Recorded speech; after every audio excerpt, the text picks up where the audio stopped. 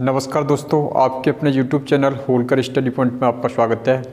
आज मैं दोस्तों बात करता हूँ यानी विद्युत आवेश या बोल सकता हूँ इलेक्ट्रिक चार्ज क्या होता है क्या नहीं होता है। तो दोस्तों इससे पहले मैंने वीडियो में पार्ट फर्स्ट में जो बताया था चालक के बारे में और जो सेमीकंडक्टर और बताया था मैंने इंसुलेटर के बारे में। तो ये क्या होते हैं क्या नहीं होते, सबसे पहले मैं आज बात करूँगा यानी दोस्तों चार्ज यानी इलेक्ट्रिक चार्ज क्या होता है।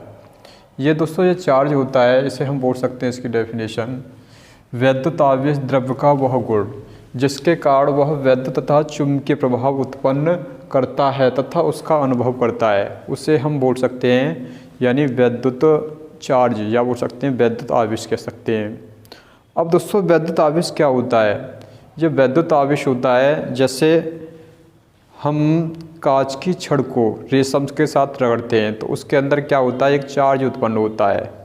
या आपने देखा होगा जैसे कोई कंघी ली और हमने जो सूखे बालों से रगड़ने पर, जब सूखे बालों से हम रगड़ोगे जब छोटे छोटे कागज़ के टुकड़ों को क्या कर लेती है, वो अपनी ओर आकर्षित करने का गुण विद्यमान हो जाता है, उससे ही हम बोलते हैं चार्ज। क्या बोलते हैं दोस्तों, चार्ज कहते हैं।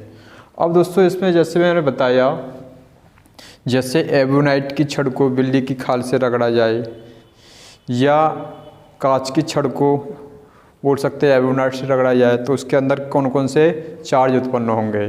जैसे जैसे मैं बताऊं इसमें, जैसे कांच की छड़ को रेशम के साथ रगड़ा जाता है तो उसके अंदर क्या होता है, एक प्रतिकर्षित बल उत्पन्न होता है। कौन सा होता है, प्रतिकर्षित बल उत्पन्न होता है। जैसे बिल्ली की खाल से क्या दोस्तों, बिल्ली की खाल से जो एवोनाइट की छड़ को रगड़ा जाता है तो उसके अंदर क्या होता है, आकर्षण बल उत्पन्न होता है। कौन सा होता है, आकर्षण बल उत्पन्न होता है। अब दोस्तों इसमें मैं बताऊं, इसमें जो आवेश होते हैं, आवेश कितने प्रकार के होते हैं। तो सबसे पहले हम बात करते हैं आवेश के बारे में। क्या बात करते हैं, आवेश के प्रकार। यानी जो दोस्तों बेंजामिन फ्रैंकलिन था, वैज्ञानिक का नाम था बेंजामिन फ्रैंकलिन। जो वैज्ञानिक का नाम था बेंजामिन फ्रैंकलिन ने 1750 में जो आवेश के बारे में बताया कि आवेश दो प्रकार के होते हैं। कितने प्रकार के होते हैं, दो प्रकार के होते हैं। एक होता है इसमें जैसे मैं बात करूं तो एक होता है इसमें धन आवेश। क्या होता है, धन आवेश। एक होता हमारा ऋण आवेश, क्या बोल सकते हैं, ऋण आवेश।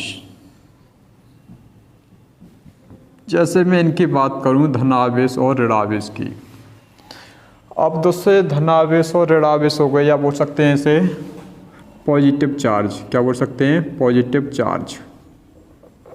इसे बोलते हैं हम नेगेटिव चार्ज। क्या बोल सकते हैं, नेगेटिव चार्ज। अब इसमें देखा हुआ जैसे इसमें पूछे जाते हैं क्वेश्चन, जैसे समान प्रकृति के आवेश।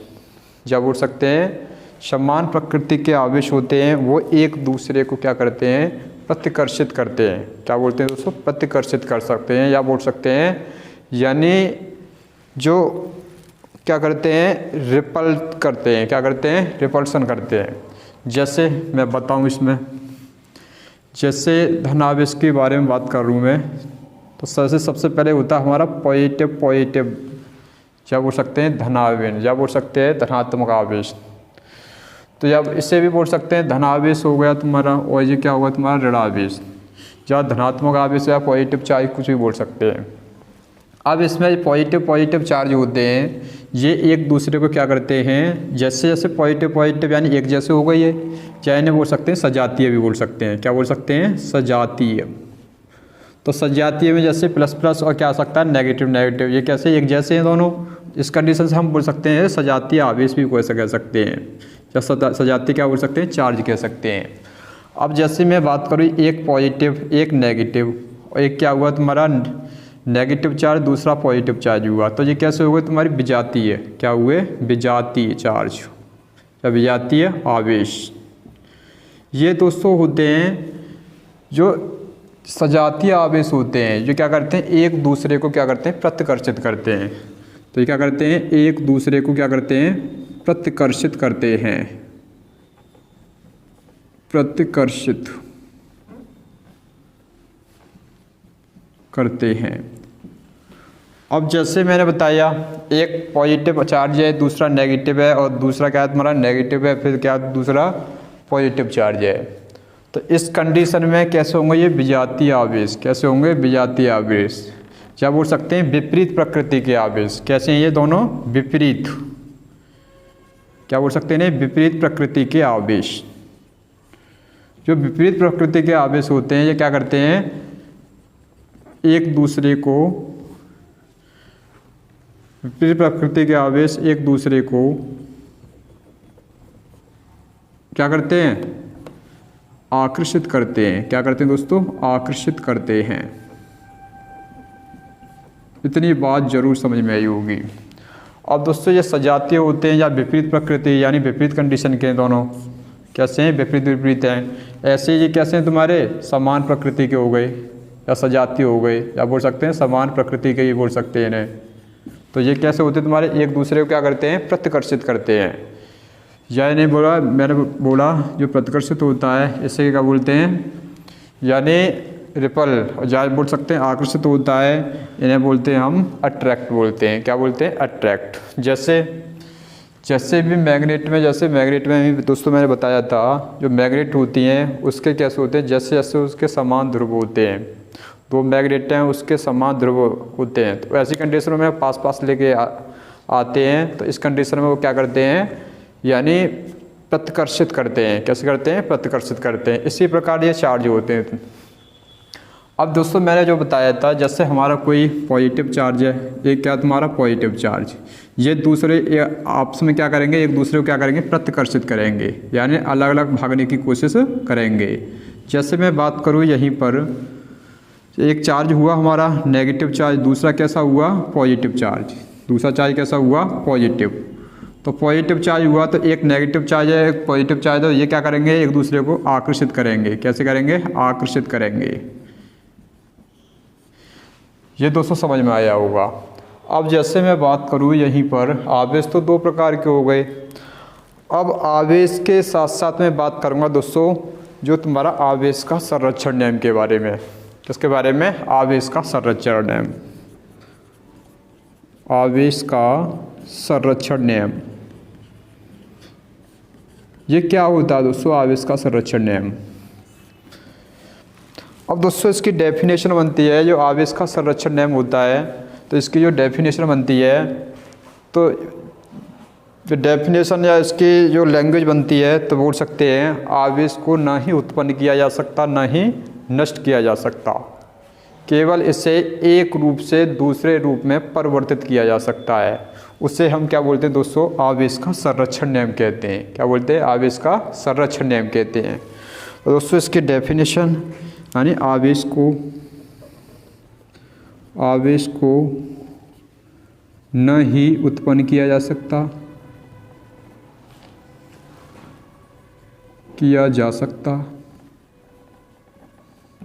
ना ही नष्ट किया जा सकता,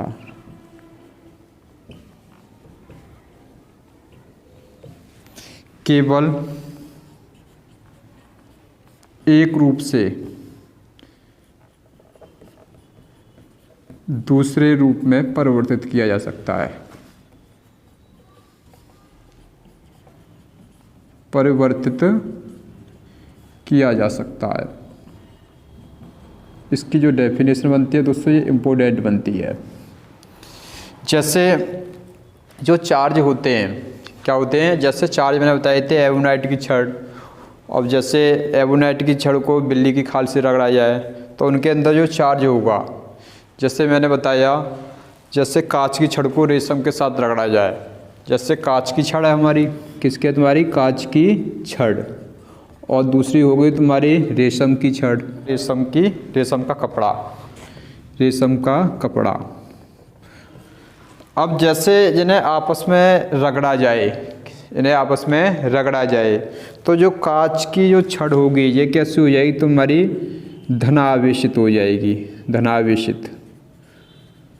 और जो तुम्हारी रेशम का जो कपड़ा होगा यह कैसा हो जाएगा तुम्हारा ऋण आवेशित हो जाएगा। कैसा होगा ऋण आवेशित हो जाएगा। इस कंडीशन के इनके अंदर क्या होगा एक चार्ज उत्पन्न हो जाएगा। क्या हो जाएगा, चार्ज उत्पन्न हो जाएगा। यही चार्ज क्या होता है, आवेश को नहीं उत्पन्न किया जा सकता।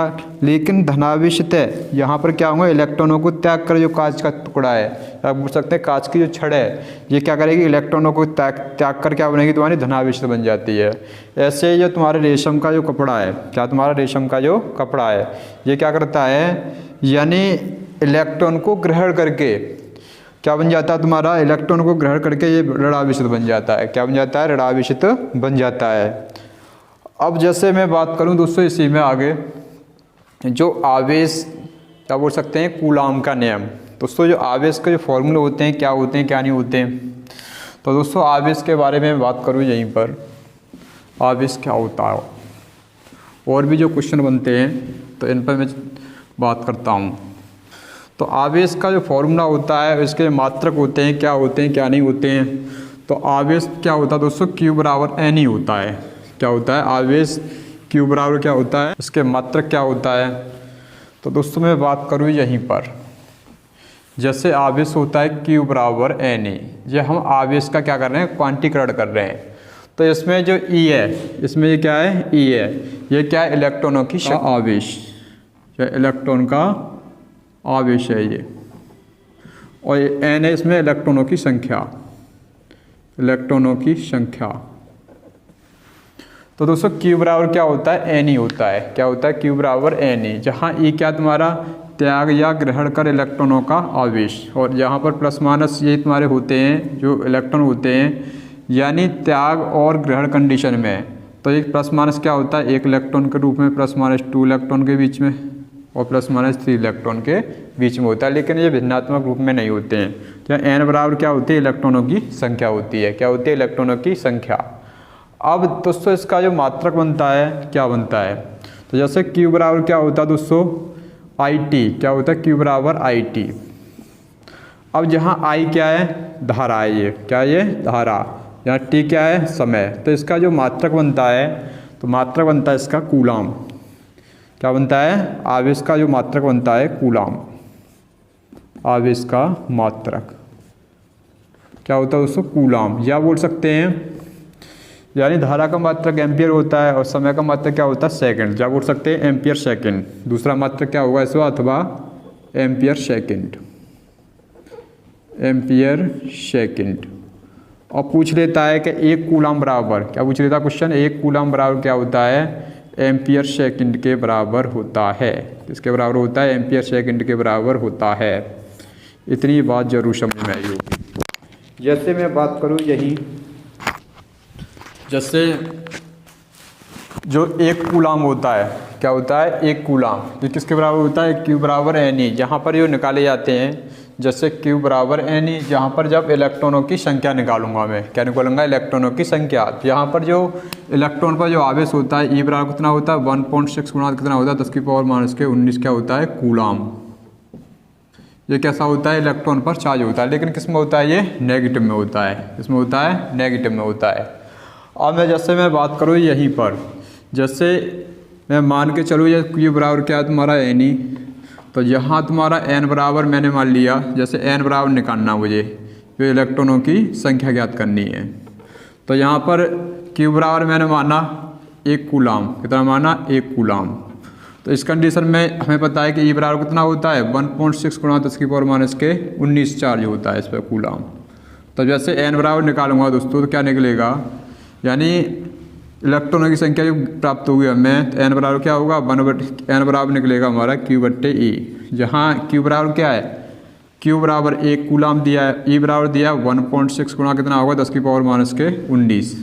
अब इसे मैं सॉल्यूशन करता हूँ, तो इस कंडीशन में इसका सॉल्यूशन निकलेगा, 10 की पावर 19 को ऊपर ले जाता हूँ तो 10 की पावर प्लस के 19 हो गई, और ये 1.6 हो गया। इसे मैं तोड़ूंगा तो तोड़ सकता हूँ, यानी 10 गुणा 10 की पावर 18 बट्टे कितना है, 1.6 का मैं इसमें भाग दूंगा तो दोस्तों ये जाएगा तुम्हारा, यानी 16 का जो भाग देता हूँ मैं, 1.6 बोल सकते हैं, 16 का दूँ तो इसमें एक जीरो बढ़ जाएगा, यहाँ 100 हो जाएगा। कितना हो जाएगा, 100 गुणा कितना होगा, 10 की पावर 18 बट्टे 16। अब 16 पंजे कितने होते हैं, 80 और 16 छिक्के 96, यानी 16 छिक्के 96, 6.25 बार कटेगा। तो इस कंडीशन से इसका जो n बराबर निकलेगी तुम्हारी इलेक्ट्रॉनों की संख्या निकलेगी कितनी 6.25 गुणा 10 की पावर 18 किसमें निकलेगी तुम्हारी जो इस पर इलेक्ट्रॉनों की संख्या निकली हमारी क्या निकली इलेक्ट्रॉनों की संख्या। तो एक कूलाम में जो इलेक्ट्रॉनों की संख्या हमें प्राप्त होती है कितनी होती है 6.25 गुणा 10 की पावर 18 ये प्राप्त होती है। अब जैसे मैं बात करूँ यहीं पर इसका मात्रक भी बताया दोस्तों मैंने। अब मैं बात करता हूँ यानी इसी के अंतर्गत बात करूँगा इसका जो CGS पद्धति में इसका जो मात्रक होता है ये भी पूछ लेता है। CGS पद्धति में यूनिट होती है इसकी। तो इसकी जो यूनिट होती है क्या होती है स्टेट कूलाम। क्या होती है दोस्तों स्टेट कूलाम ये भी पूछ लेता है। अब जैसे मैं बात करूं आगे बनते हैं क्वेश्चन तो उन पर क्वेश्चनों पर बात करूंगा इसी के अंतर्गत। जैसे बात करूंगा मैं दोस्तों यानी आवेश या बोल सकता हूं कूलाम के नियम की। किसकी बात कर सकता हूं कूलाम के नियम क्या होता है क्या नहीं होता है। तो कूलाम के नियम के बारे में बात करें। कूलाम का नियम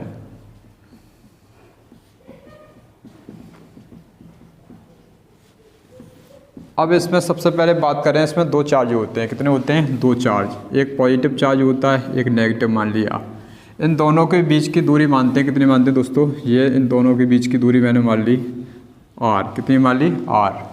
अब r मानी तो इस पर क्या है तुम्हारा पॉजिटिव चार्ज इस पर नेगेटिव चार्ज है। इस कंडीशन में ये क्या है तुम्हारे दो आवेश हैं। कितने हैं दो आवेश। और दो आवेश पर क्या होगा जैसे दो आवेश होंगे इन पर ये क्या करेंगे इनके जो बीच की दूरी r है तो ये क्या करेंगे आपस में प्रतिकर्षित व आकर्षित करेंगे।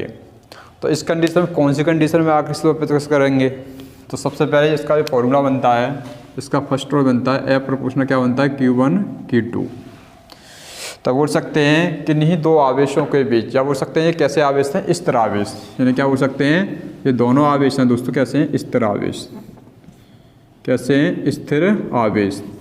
तो किन्हीं दो स्थिर आवेशों के बीच लगने वाला आकर्षण व प्रतिकर्षण बल। कौन सा बल लग रहा है इनके बीच आकर्षण व प्रतिकर्षण बल। दोनों आवेशों के कैसा है ये गुणनफल। दोनों आवेशों के गुणनफल की कैसा होता है समानुपाती होता है। ये क्या होता है तुम्हारा कूलाम का फर्स्ट लॉ होता है। कौन सा होता है फर्स्ट लॉ पूछ लेता है कभी कभी। तो कूलाम का जो फर्स्ट लॉ क्या होता है क्या नहीं होता है क्या होता है F प्रोपोर्शनल Q1 Q2। यानी मैंने बताया दोबारा सुनिए यानी किन्हीं दो आवेशों के बीच लगने वाला या कैसे तुम्हारे स्थिर आवेश हैं तो बोल सकते हैं किन्हीं दो स्थिर आवेशों के बीच लगने वाला आकर्षण बल प्रतिकर्षण बल उन दोनों आवेशों के गुणनफल कि कैसा होता है तुम्हारा समानुपाती होता है। इस प्रकार ये क्या बन जाता है इक्वेशन नंबर फर्स्ट बन जाता है। अब मैं बात करूं यहीं पर इन दोनों आवेशों के क्या है बीच की दूरी कैसा होता है ये जो होती है तुम्हारी दूरी कैसी होती है वर्ग के समानुपाती होती है। तो बोल सकते हैं F प्रोपोर्शनल 1/r²। इसका इक्वेशन नंबर कौन सा हुआ तुम्हारा सेकेंड। तो मैंने बोला कि नहीं दो आवेशों के बीच लगने वाला आकर्षण बल व प्रतिकर्षण बल उन दोनों आवेशों के गुणनफल के समानुपाती तथा उनके बीच की दूरी के उन दोनों आवेशों की बीच की दूरी के कैसा तुम्हारा बीच की दूरी के वर्ग के व्युत्क्रमानुपाती होता है। कैसा होता है व्युत्क्रमानुपाती होता है। उसे हम क्या बोलते हैं कूलाम्स लॉ कहते हैं। अब इसी में क्या तुम्हारी इक्वेशन नंबर फर्स्ट और सेकंड यानी बोल सकते हैं इक्वेशन फर्स्ट व सेकंड को मिलाने पर इसे हम मिलाने पर तो हमें सॉल्यूशन करना है। तो सॉल्यूशन हमें दोनों को मिलाओगे तो क्या बनेगा F proportional Q1 Q2 upon क्या बनेगा r²।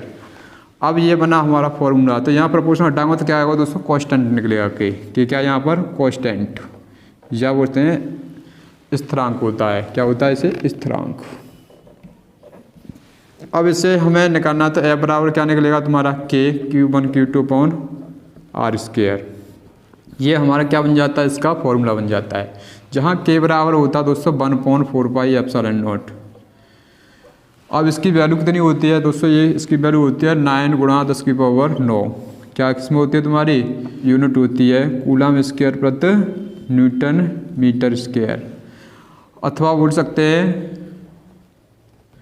फैराड प्रति मीटर। क्या बोल सकते हैं फैराड प्रति मीटर। अब दोस्तों मैं बात करूँ यहीं पर, जैसे मैं इसकी वैल्यू रखता हूँ तो फॉर्मूला बनेगा F बराबर क्या बनेगा 1/4 pi epsilon not Q1 Q2 upon R²। ये क्या बना, इसका फॉर्मूला प्राप्त हुआ हमें। और जहाँ दोस्तों ये एप्सिलॉन नॉट की वैल्यू होती है, कितनी होती है 8.86 या 85 होता कहीं कहीं लिखा हुआ, तो 8.86 गुणा कितना होगा 10⁻⁻12, किसमें होगा तुम्हारा न्यूटन मीटर स्क्वायर प्रति कूलाम। इसका क्या बना दोस्तों, ये मात्रक मिला। इसका होता है एप्सिलॉन नॉट, जहाँ एप्सिलॉन के नॉट क्या होती है दोस्तों, निर्वात एवं वायु की वैद्युतशीलता, वायु की वैद्युतशीलता। ये दोस्तों फॉर्मूला बनता है, ये भी तुम्हारा मोस्ट इम्पोर्टेंट फॉर्मूला बनता है जहाँ पर। अब जैसे मैं बात करूँ ये क्या होता है, इसके अंदर जो फॉर्मूले पूछे जाते हैं, ये फर्स्ट लॉ के अंदर पूछा जाए, सेकंड लॉ के अंदर पूछा जाता है, और ये टोटल क्या हमें फॉर्मूला प्राप्त होता है। अब मैं बात करता हूँ जैसे जो आवेश के टाइप या बोल सकते हैं आवेश घनत्व होते हैं, जो आवेश घनत्व कितने प्रकार के होते हैं, या बोल सकते हैं इसे बोल सकते हैं चार्ज डेंसिटी, क्या बोल सकते हैं चार्ज डेंसिटी की बात करूँ मैं। अब चार्ज डेंसिटी की जैसे मैं बात करता हूँ, या आवेश घनत्व, क्या बोल सकता हूँ आवेश घनत्व।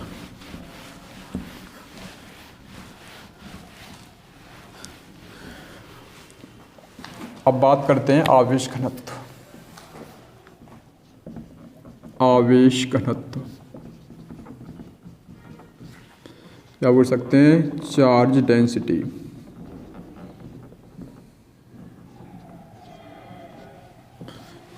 Charge density. अब दोस्तों चार्ज डेंसिटी क्या होती है, अब सबसे पहले ये बताता हूँ। ये चार्ज डेंसिटी होती है, ये 3 प्रकार की होती है। कितने प्रकार की होती है, 3 प्रकार की। एक होती है, सबसे पहले मैं बात करूं, यानी रेखीय आवेश घनत्व। क्या होता है, रेखीय आवेश घनत्व। दूसरा होता है हमारा सतह, या बोल सकते हैं क्षेत्रफलीय आवेश घनत्व।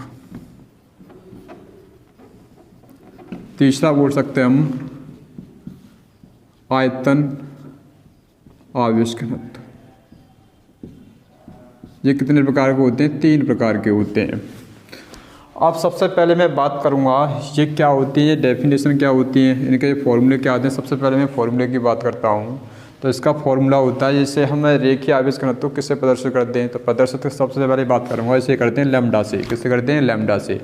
और सतह क्षेत्रीय क्या बोल सकते हैं, सतह ऑब्लिक या बोल सकते हैं क्षेत्रफलीय आवेश घनत्व को हम करते हैं किससे करते हैं, सिग्मा से करते हैं। किससे करते हैं, सिग्मा से। इसे आयतन आवेश घनत्व को जो प्रदर्शित करते हैं, तो इसे हम किससे करते हैं, रो से। किससे करते हैं, रो से। अब जैसे बात करूँ मैं रेखीय आवेश घनत्व का, इसका जो फॉर्मूला बनता है, तो लैम्डा इक्वल टू बनता है Q/L। क्या बनता है, Q/L। ऐसे इसका बनता है सिग्मा इक्वल टू क्या बनता है, यानी Q/, क्या बनता है, A। ऐसे इसका जो फॉर्मूला बनता है Q/, क्या बनता है, यानी वॉल्यूम। वॉल्यूम क्या होता है, आयतन होता है। तो इस प्रकार इसकी यूनिट भी पूछी जाती है। इसकी यूनिट क्या बनेगी, तो यहाँ ये Q क्या है, आवेश है, क्या बोल सकते हैं, कुल आवेश, बट्टे L क्या है, इसकी लंबाई। अब जैसे क्या है, ये Q है आवेश, और ये क्या इसमें क्षेत्रफल। अब यहाँ पर Q है कुल आवेश बोल सकते हैं, या आवेश बोल सकते हैं। आवेश बट्टे क्या होगा तुम्हारा, आयतन। ये क्या होगा, इसके फॉर्मूले। अब इसकी यूनिट की बात करूँ मैं, क्या बात करूँ, यूनिट क्या होती है, तो यूनिट क्या होती है, आवेश का मात्रक क्या होता है, कूलाम। क्या होता है, कूलाम। लंबाई का मात्रक क्या होता है, मीटर। तो बन जाएगा इसका मात्रक न्यूटन प्रति या कूलाम प्रति मीटर। ऐसे इसका जो मात्रक बनेगा, यानी सतह या बोल सकते हैं क्षेत्रफलीय आवेश घनत्व का जो मात्रक बनेगा, इसकी यूनिट क्या बनेगी, आवेश का मात्रक कूलाम होता है। क्या होता है, कूलाम। बट्टे क्षेत्रफल का मात्रक क्या होता है, मीटर स्क्वायर। तो बनेगा कूलाम प्रति मीटर स्क्वायर। ऐसे इसके मात्रक क्या बनेगा, इसकी यूनिट, यानी आयतन आवेश घनत्व का मात्रक। तो इसका जो मात्रक बनेगा, यानी क्या होगा, आवेश का मात्रक क्या होता है, कूलाम। आयतन का जो मात्रक बनता है मीटर क्यूब। क्या बनता है, मीटर क्यूब। तब बोल सकते हैं कूलाम प्रति मीटर क्यूब। ये सभी क्या हुए, इसके मात्रक बने। ये भी दोस्तों ये पूछ लिए जाते हैं क्वेश्चन, तो ये भी इम्पोर्टेंट बनते हैं। जो तुम्हारे जितने भी एग्जाम है दोस्तों, यहाँ पूछ लिए जाते हैं कि आवेश का रेखीय घनत्व क्या होता है, आवेश का सतह घनत्व, आवेश घनत्व क्या होता है, या आयतन आवेश घनत्व क्या होता है।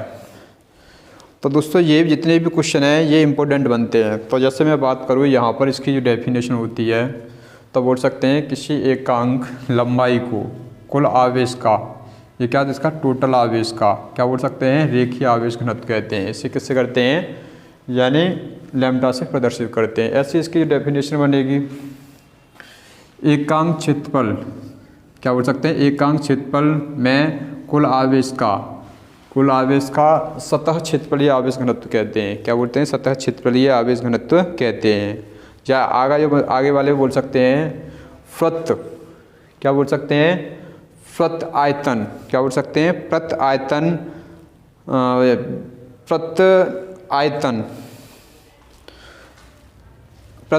पर कुल आवेश का क्या बोल सकते हैं, आयतन आवेश घनत्व कहते हैं। इसे किससे करते हैं, रो से प्रदर्शित करते हैं। इस प्रकार इसकी जो डेफिनेशन बनती है। अब मैं बात करूंगा इसी के अंतर्गत वैद्युत वाहक बल क्या होता है। बात करेंगे दोस्तों किस पर, वैद्युत वाहक बल, या इसे हम बोल सकते हैं इलेक्ट्रोमोटिव फोर्स, क्या बोल सकते हैं, इलेक्ट्रोमोटिव फोर्स। इसकी फुल फॉर्म पूछ ली जाती है जो वैद्युत वाहक बल, या शॉर्ट में बोल सकते हैं ईएमएफ, क्या बोलते हैं, ईएमएफ। और ईएमएफ क्या होता है, जैसे मैं बात करूँ ईएमएफ के बारे में, तो दोस्तों ये ईएमएफ होता है, इसे हम बोल सकते हैं यानी किसी चालक पदार्थ में से वैद्युत धारा, कोई चालक पदार्थ होता है उसमें से वैद्युत धारा एक सिरे से दूसरे सिरे, क्या होता है, एक सिरे से दूसरे सिरे तक प्रभावित होती है, उससे ही हम क्या बोलते हैं, वैद्युत वाहक बल कहते हैं। क्या बोलती है, वैद्युत वाहक बल कहते हैं। जैसे मैंने बताया, यानी जैसे हमारा कोई कंडक्टर है, क्या है, कंडक्टर, इसके अंदर जब धारा प्रभावित हुई, जब इसे सप्लाई देंगे, कंडक्टर को क्या देंगे, सप्लाई देनी है, पॉजिटिव चार्ज या नेगेटिव चार्ज। जैसे जैसे धारा प्रभावित हुई, इस कंडीशन से क्या होगी, तुम्हारी धारा प्रभावित होगी। जैसे धारा तुरंत जैसे ही धारा यहाँ तक पहुँचती है तो जहाँ से क्या होंगे, तुम्हारे इलेक्ट्रॉन क्या होंगे, प्रभावित होंगे। ये क्या होगी, इलेक्ट्रॉनों की दिशा, ये किसकी होगी, तुम्हारी धारा की दिशा। ये क्या होती है, ये आपस में क्या होती है, जब तक ये आपस में अपने सर्किट को कंप्लीट ना कर ले, धारा यहाँ पर अपने सर्किट को कंप्लीट ना करे, इलेक्ट्रॉन यहाँ तक अपने सर्किट को कंप्लीट ना कर ले, जब तक इसके अंदर वैद्युत वाहक बल उत्पन्न नहीं होता है। तो बोल सकते हैं एक सिरे से दूसरा सिरा, यानी एक सिरा तो ये, और इस सिरे से इस कंडीशन से इस सिरे पहुँची और इस सिरे से इस कंडीशन में पहुँची, तो ये क्या हुआ, तुम्हारा एक सिरे से दूसरे सिरे तक प्रभावित इसके अंदर जो धारा होती है उससे ही हम क्या बोलते हैं, वैद्युत वाहक बल कहते हैं। क्या बोलते हैं, वैद्युत वाहक बल। इसका जो मात्रक होता है, तो मात्रक क्या होता है दोस्तों, क्या होता है, वोल्ट होता है। क्या होता है, वोल्ट। अब देखो ये कहाँ से हमें प्राप्त होता है, जैसे हमें बैटरी के द्वारा, किसके द्वारा हम प्राप्त कर सकते हैं, बैटरी के द्वारा, या हम बात कर सेल के द्वारा हम प्राप्त कर सकते हैं वैद्युत वाहक बल को, या हम किसके द्वारा कर सकते हैं, यानी जनरेटर के द्वारा। किसके द्वारा, जनरेटर। इन सब के द्वारा हम क्या कर सकते हैं, वोल्टेज को हम प्राप्त कर सकते हैं। अब दोस्तों इसमें बात करेंगे जो वैद्युत वाहक बल के बारे में बताया, नेक्स्ट वीडियो में बात करेंगे दोस्तों, यानी वैद्युत वाहक बल के अंतर्गत ही आता विभवांतर क्या होता है और विभव क्या होता है। ऐसे ही वीडियो पाने के लिए दोस्तों हमारा यूट्यूब चैनल है, उसे सब्सक्राइब कीजिए, साथ साथ वीडियो को लाइक भी कीजिए और कमेंट भी कीजिए। थैंक यू दोस्तों, नेक्स्ट वीडियो में मिलते हैं। जय हिंद।